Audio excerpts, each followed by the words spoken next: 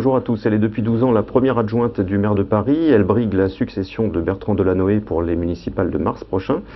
Comme en 2001 et 2008, elle conduira la liste du Parti socialiste dans le 15e arrondissement de la capitale. Bonjour Anne Hidalgo. Bonjour. Un sondage réalisé par CSA pour les Échos indique que la cote de confiance de François Hollande est tombée à 25%. C'est le plus bas niveau depuis le début du quinquennat. Comment enrayer cette spirale ? C'est effectivement une inquiétude qui est là, qui est présente, que les Français expriment à travers ce type d'enquête. Je pense qu'il faut aller vers des résultats, voilà. Et j'ai confiance, j'espère. En tous les cas, je pense que le cap est le bon, mais il faut maintenant qu'on obtienne des résultats, et c'est là qu'il y a une attente très très forte des Français. Donc travailler, donner confiance, parler des atouts de notre pays. C'est vrai qu'il y a beaucoup de difficultés, qu'il y a des transitions importantes, des mutations industrielles qui sont en train de se faire. On le voit dans l'agroalimentaire, on le voit sur beaucoup de sujets, et en même temps on a des atouts qu'il faut aussi valoriser parce qu'ils sont réels. Ce sondage, il exprime aussi une défiance, une critique à l'égard de la pratique du pouvoir. Que faire pour rebondir? Que peut-on imaginer comme initiative? Est-ce qu'un changement de casting s'impose à vos yeux?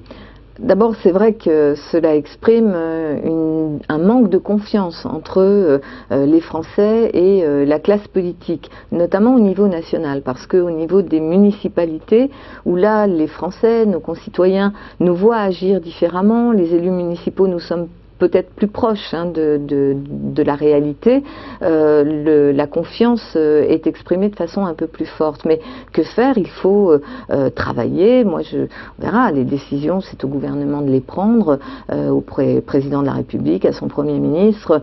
Je pense qu'il faut quand même des signaux forts. En tous les cas, montrer qu'il y a un gouvernement qui est très mobilisé pour trouver des solutions et pour accompagner les transitions. Moi, ce que je vois aussi, c'est que voilà, ces transitions sont en train de se faire.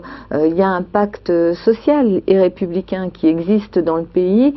Il faut continuer à le conforter, tout en nous entraînant vers cette nouvelle économie, cette transition écologique et énergétique dans laquelle on doit s'engager vraiment résolument. À titre personnel, craignez-vous que le rejet du pouvoir actuel puisse vous handicaper lors de l'élection municipale à Paris ? Moi, j'ai confiance dans les Parisiens. Vous savez, je sais qu'ils sont très attachés à leur ville. À Paris, les Parisiens s'impliquent dans leur ville, sont très informés, sont très au courant, très fiers aussi de leur ville. Ils savent que l'élection municipale de mars 2014, c'est à la fois le destin de notre ville, où on va dans ce concert de grandes villes-monde, à quelle place nous sommes, et aujourd'hui nous sommes très bien placés dans cette compétition internationale. Et la deuxième question que se posent les Parisiens, c'est quid des services que je vais avoir pour me faciliter la vie, en matière de petite enfance, en matière d'école, en matière de transport, de déplacement. Et donc moi j'essaye d'apporter des réponses sur ces sujets-là, avec l'expérience qui est la mienne, et aussi une vision par rapport à ce que Paris doit être dans les 5, 10, 20 ans qui viennent. Et donc j'essaye, et je ferai tout pour établir la confiance sur justement ma vision de notre ville, pour notre ville, auprès des Parisiens. Vous parliez à l'instant des services municipaux, la transition est toute trouvée. Si elle est élue, votre principale rivale, Nathalie Kosciusko-Morizet, a évoqué l'élargissement des plages horaires pour un certain nombre de services municipaux, crèches notamment, mairies. Est-ce que c'est une bonne idée? D'abord, elle a surtout évoqué la baisse des effectifs municipaux, donc des licenciements de fonctionnaires municipaux. Elle a également évoqué la baisse de 1 milliard d'euros du budget de la ville de Paris.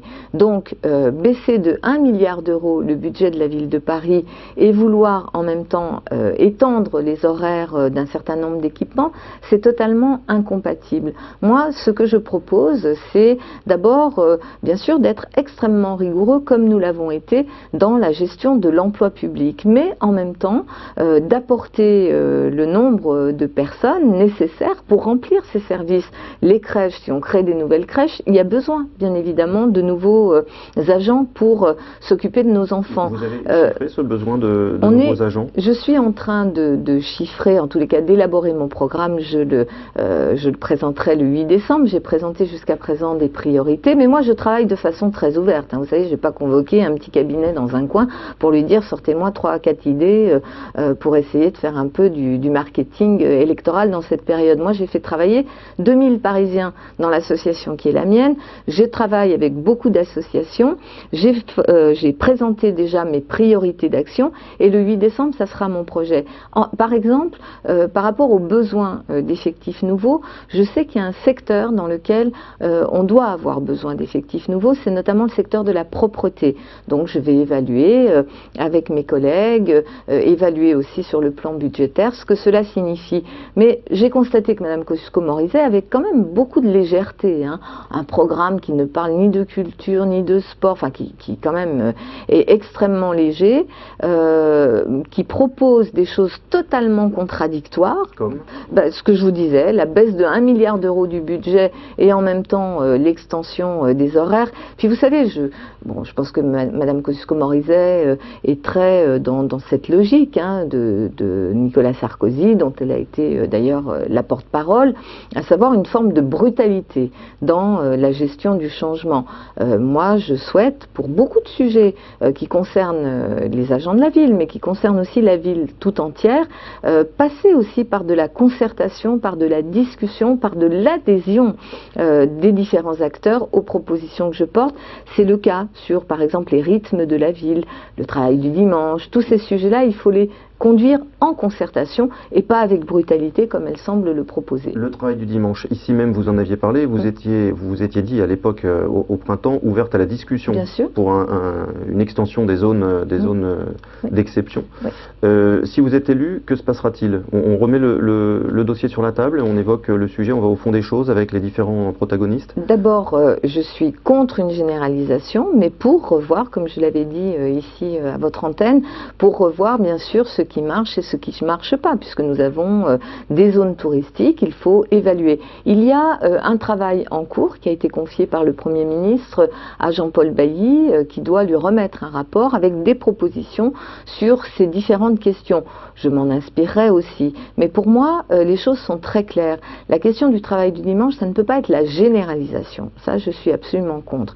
Là où il y a travail du dimanche, puisque ça existe déjà dans un certain nombre de secteurs ou de quartiers de Paris, il faut qu'il y ait des compensations et du volontariat. Parce que là aussi, le gouvernement précédent, celui de M. Sarkozy, et ce à quoi se réfère Mme Kosciusko-Morizet, s'était engagé pour qu'il y ait des zones entières dans lesquelles il n'y avait aucune contrepartie. C'est-à-dire qu'on pouvait imposer aux gens, aux salariés de travailler le dimanche sans aucune contrepartie. Moi, je suis en désaccord total avec cela.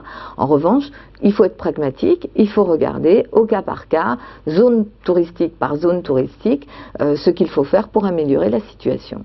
Merci beaucoup Anne Hidalgo, à bientôt. Merci à vous.